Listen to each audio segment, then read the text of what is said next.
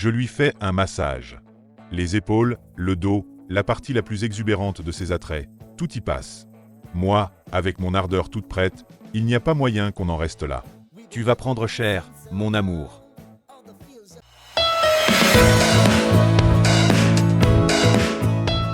Après 25 ans dans le même lit par Camille Auxence. Chapitre 4. Après 25 ans. Mais pourquoi tu as attendu le dernier moment pour m'embrasser? Je tremblais comme une feuille à l'idée de me ramasser une veste. T'es sérieux? Je n'espérais que ça. Ce premier bisou t'a quand même bien chauffé. Comment ça? T'as demandé à grimper dans ma piole. Je me rappelle si bien ce moment. Sous la lumière tamisée de la rue, Charline, avec son sourire en coin, m'a réclamé de monter dans mon appart. Ses yeux pétillaient d'une lueur excitante. Mon cœur tambourinait. C'était le genre de soirée où les rebondissements étaient à chaque coin de rue. En un battement de cils, je me suis imaginé la suite. Je la voyais déjà franchir la porte, nos bouches se cherchant dans le tourbillon de cette première fois. Je percevais d'abord nos corps se mêler avec une ferveur ardente, comme deux aimants qui ne peuvent pas s'empêcher de s'attirer. Les pulsations de nos cœurs résonnaient dans l'atmosphère tendue, comme si les tambours du Bronx s'étaient invités. C'était le genre d'instant où le temps se gèle, où chaque inspiration compte et où l'extérieur ne devient qu'un murmure lointain. Les sentiments virevoltaient dans l'ombre et je me laissais emporter par le charme enivrant de cette évolution soudaine et inattendue. Je nous visualisais déjà allongés sur le lit. Nous échangions des galoches à pleine bouche et des pelotages graduellement ciblés. Grisée par la confiance et la montée du plaisir, Charline baladait ses mains sous mon pull. On continuait l'exploration de nos corps. L'instant présent nous happait complètement. Ne pensant qu'à nos sensations et à nos émotions, les caresses devenant de plus en plus précises, comme une symphonie sensuelle qu'on composait à deux. Charline a dû capter l'excitation dans mes yeux. Elle a vite rectifié le tir. Ne te méprends pas sur mes intentions. J'ai simplement besoin de passer aux toilettes, c'est tout. D'un coup et malgré l'amusement, une pointe de gêne a dû se dessiner sur ma tronche, mon fantasme naissant a laissé place à la réalité du bordel dans ma piole. J'ai eu ce flashback des assiettes sales trônant avec fierté dans mon évier. J'étais un peu pris au dépourvu. Trop tard. J'allais devoir assumer. Cette petite histoire est gravée dans nos mémoires et Charline adore s'en servir pour se moquer de moi. 25 ans après, nous avons parcouru un long chemin. Le travail, les enfants, toute la vie telle qu'on se l'imagine quand on est jeune. Cependant, il y a quelque chose qu'on oublie toujours. La routine, l'usure, la fatalité. On s'en fout du nom qu'on lui donne. Elle est là, elle s'immisce en douce, petit à petit. Malgré tout, je suis fier qu'on ait évité de remplacer le sentiment amoureux par une rengaine confortable, même si parfois, ça y ressemble. On en connaît des couples qui s'installent dans l'ordinaire, qui évoluent dans une espèce de grisaille quotidienne. Ils respirent, mais moins profondément, un peu comme s'ils étaient repus, mais restent quand même à table. L'autre devient une pièce du décor, comme le café qu'on ingurgite chaque matin. Pour nous, cette étincelle brille toujours. Bien sûr, ça ne roule pas tout seul, on se prend parfois la tête. Mais bon, c'est ça aussi la vie à deux, parce que s'engueuler, c'est communiquer, c'est écouter pour avancer, éviter la lassitude et le désintérêt. Je sens que ça bouge bien entre nous. De temps en temps, histoire de la taquiner, je lui lance. Tu sais, les autres, ils se sont fatigués. Nous, on ne s'est pas encore habitués. Il y a également ces petites choses qui me titillent un brin, comme ce poids qu'elle a pris après les gamins, par exemple. Ce n'est pas une catastrophe, mais j'aurais espéré qu'elle se donne plus de mal pour être toujours plus séduisante.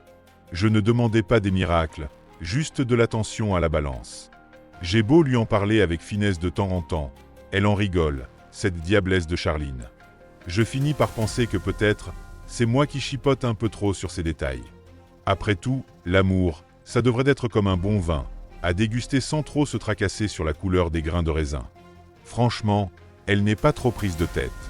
Je peux me barrer faire des trucs avec les copains, que ce soit un petit rugby ou une session photo au club, elle s'en fout. Elle veut rester posée à la maison, à s'enfiler des séries policières. Moi, la télé, c'est bien gentil, mais il ne faut pas abuser non plus, ça va 5 minutes. J'adore bouger, sentir l'action, alors que Charline préfère les mystères résolus dans le confort de notre canapé. Parfois, j'ai le sentiment qu'on vient de deux planètes distinctes, ce qui n'est pas complètement faux. Mais bon, c'est ça aussi, la magie de la complémentarité de nos origines sociales bien différentes. Elle, issue d'une certaine France un brin bourgeoise, moi, d'un milieu ouvrier. Il y a un truc qui me chiffonne quand même. J'apprécierais bien qu'on s'envoie en l'air un peu plus souvent. Et pourtant Charline, elle est loin de faire la sourde oreille à mes idées. Paradoxalement, c'est là que les choses se compliquent. L'amour ensemble, c'est comme un excellent repas. Si ça pouvait être tous les jours, ça ne serait pas pour me déplaire. C'est qu'on se comprend bien dans ces moments-là. Alors pourquoi s'en priver ? C'est une pause délicieuse dans cette course folle qu'on appelle la vie à deux. Des casse-dalles gourmands de la sorte, j'en redemande. Mais j'ai quand même l'impression que je mange de moins en moins souvent au gastro. Avec Charline, on ne s'ennuie pas. Je m'interroge cependant sur notre relation. Peut-être y a-t-il des alarmes que je ne perçois pas. Personnellement, je crois beaucoup dans la prise de recul et la discussion. En y réfléchissant sérieusement, on ne peut que prendre conscience de l'usure et de la nécessité de pimenter les choses. Tous les couples doivent se poser ces questions, que ce soit après 3 mois ou 25 ans ensemble. Pourtant, certaines de nos habitudes, de nos manies, nous donnent une sacrée dose de plaisir. Comment différencier celles qui sont néfastes de celles qui nous offrent un coin douillet ? Certains de nos petits rituels, certaines de nos coutumes nous amènent tant de bonheur, des moments rien qu'à nous. Mais d'un autre côté, il y a aussi ces routines plus tordues, ces gestes qu'on fait machinalement, sans vraiment savoir pourquoi, pas même pour trouver un brin de joie ou montrer à l'autre qu'il compte pour nous. En pleine réflexion, je passe carrément à côté du feuilleton du soir. J'en profite, pendant la pause pub à la télé, pour lancer le débat sur mes questionnements.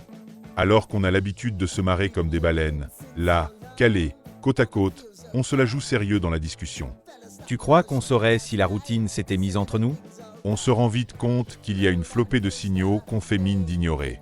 Je suis conscient que par moments, Charline est mélancolique, qu'elle a l'impression que le monde autour d'elle perd de son piquant, que tout est terne. C'est là qu'elle se mue en quelqu'un de carrément rentre-dedans. À ces instants, mieux vaut ne pas jouer les guignols et rester dans le droit chemin. Parfois, ça arrive même quand on est chez les potes, comme si on les prenait à témoin, sans s'engueuler, il y a de la tension entre nous, presque de l'agressivité. La série revient et déroule son scénario. Moi, le mien.